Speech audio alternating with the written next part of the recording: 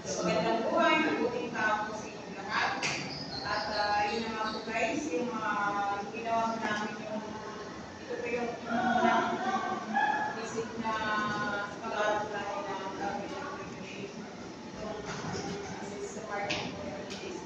So, ganun nga, nagkaroon po kami ng kanta-interview sa palengke na parang araw. At bago po namin ginawa yun guys, at kami po bilang isang grupo bilang kami nagkaroon po na kami na pag-uusap sa amin at kung ano yung mga gagawin namin bilang grupo po kami at pinag-usapan muna namin kung ano yung mga gagawin namin.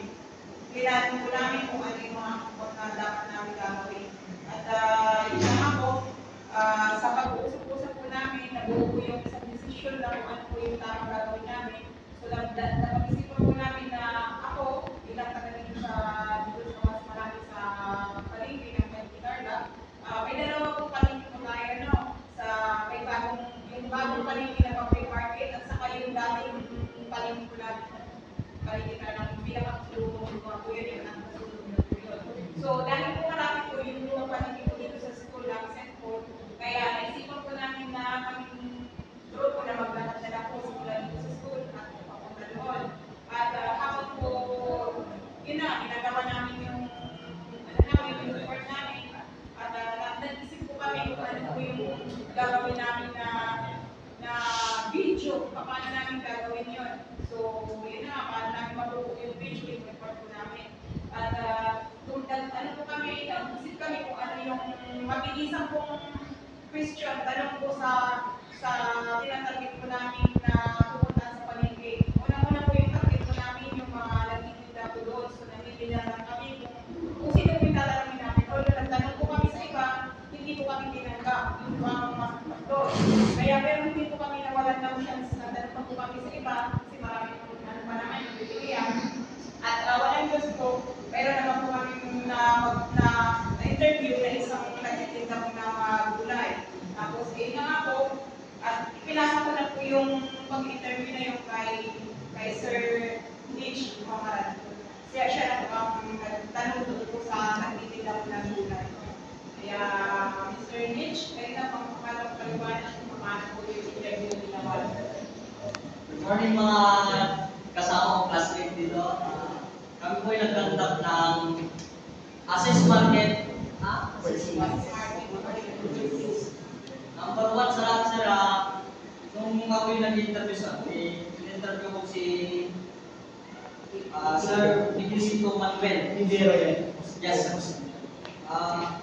Tinanong ko kung ilang taon na siya, ang sabi ko is 46. 46 years old. Tapos, kung taga-saan siya, sinabi niya kung nasa taga-notice siya. Pero kung ilang taon na siyang nagtitinda sa paligisan. Ang experience ko lang sa kanya, sir, sa pang-araw-araw na pagtitinda niya sa palengke, dyan sa lumang palengke,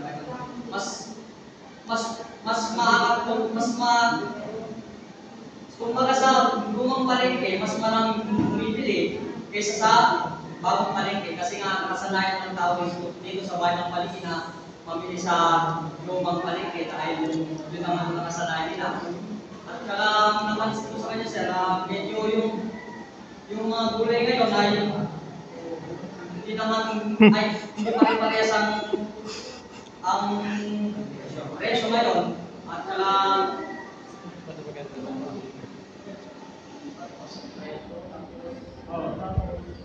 Buffering, nagbabap yung signal. Minsan daw sir, minsan tumutubo sila, minsan hindi. Tapos yung mga palit na nilang gulay, minsan nasisira, minsan nabibenta lahat. At saka tinanong ko rin po sa kanya sir kung ano yung mga mabenta niyang gulay. Ang sabi niya naman sir, dito sa lumang palengke, lahat naman mabenta. Pero minsan, meron madalang sir na madalang lang silang hindi, madalang lang na lahat may nasisira sa kanila kasi nga nabibenta nila lahat.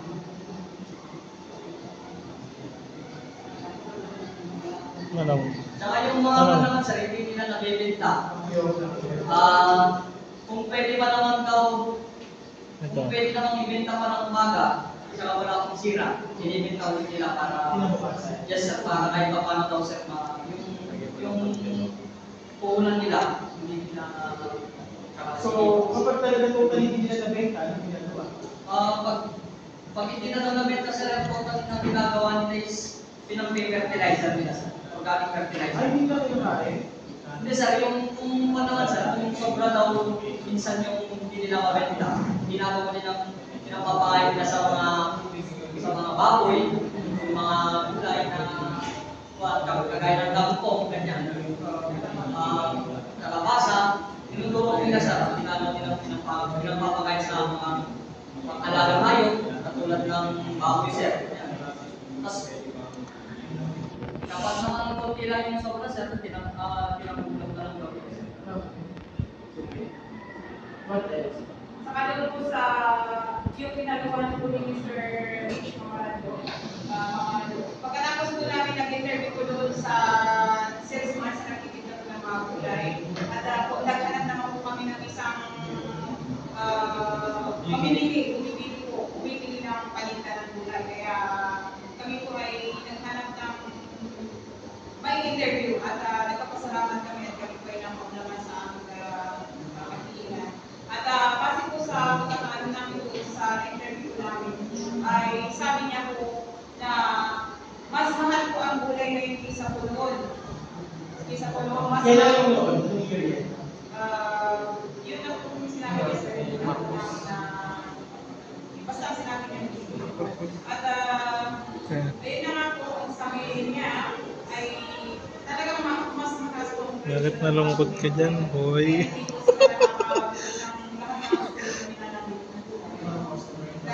Dahil bilang sila ng mga customer, dahil ako sa presyo ng mga baboy sa ngayon.